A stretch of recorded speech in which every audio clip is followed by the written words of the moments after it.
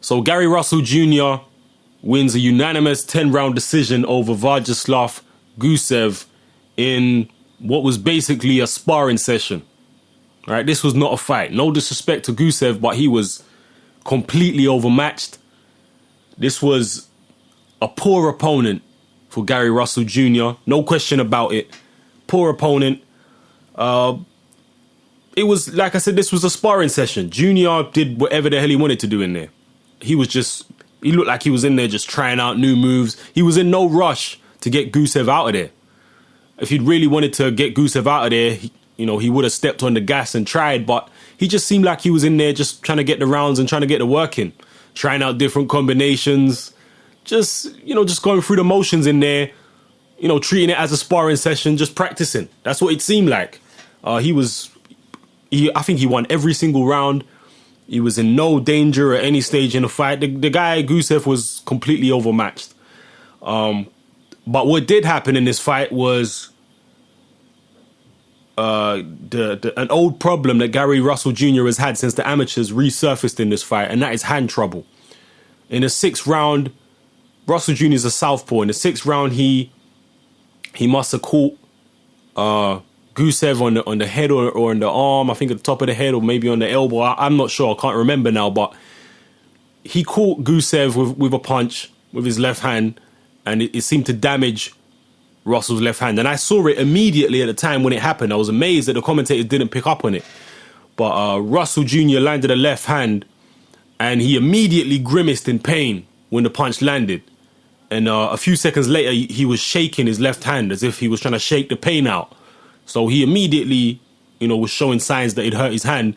And from that moment on, he didn't throw a single left hand for about, I think that was in the 5th or 6th round. I think it was maybe the 6th round. He didn't throw a single left hand until a couple rounds later. And even then, he wasn't really throwing it with full force. He was just throwing it to show it. Maybe to try and show Gusev that he wasn't hurt, because Gusev picked up pretty quickly that Russell Jr.'s left hand was hurt. Gusev realized very quickly, even though, like I said, the commentators didn't seem to realize straight away at all. Russell Jr. hurt his left hand, and from then on, he was fighting one-handed for the majority of the rest of the fight, completely one-handed. But even one-handed, he was still beating the crap out of Gusev. He was throwing sometimes quadruple right hooks, right? Triple jabs and stuff like that. Russell Jr.'s speed is ridiculous. It's ridiculous. In this particular fight, he didn't look that impressive in terms of getting his opponent out of there like you would have wanted to see.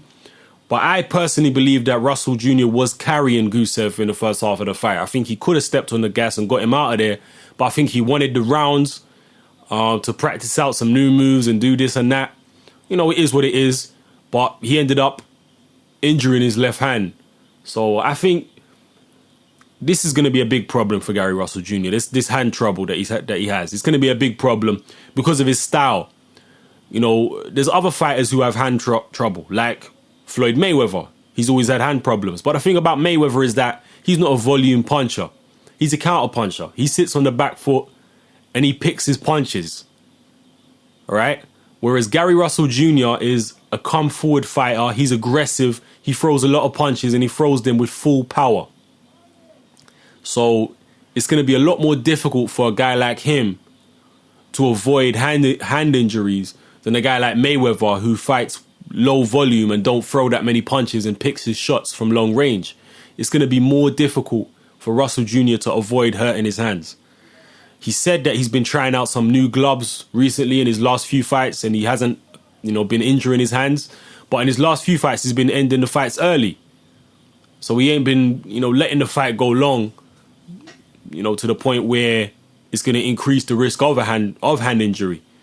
And he said he tried some new gloves in this fight, but he found that they didn't really work well for him, whatever reason. I just think he has brittle hands, and whatever gloves he tries, he's always going to be at risk of injuring his hands. So it's a worrying thing, because Russell Jr. has tremendous natural ability. His hand speed is insane.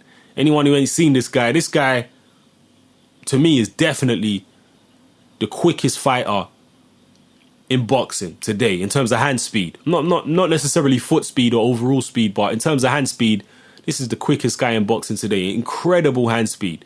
But yeah, these brittle hands I think are going to be a problem. We'll just have to wait and see how it goes. You know, he definitely needs to step up the competition as well. That's for sure. He needs to step up the competition. So you know, we'll just see how it goes. We'll see if he can get in there with some of the big boys at super featherweight, and you know, we'll just have to watch this space. But like I said, worrying is the fact that he keeps on injuring his hands, and it goes back to the amateur days. But you know, overall, it was a workman-like performance. He injured his hand, but managed to get through the fight without any problems against a very overmatched and limited opponent. It is what it is. Anyway, leave your comments in the comment section below. This is Hatman. I'm out.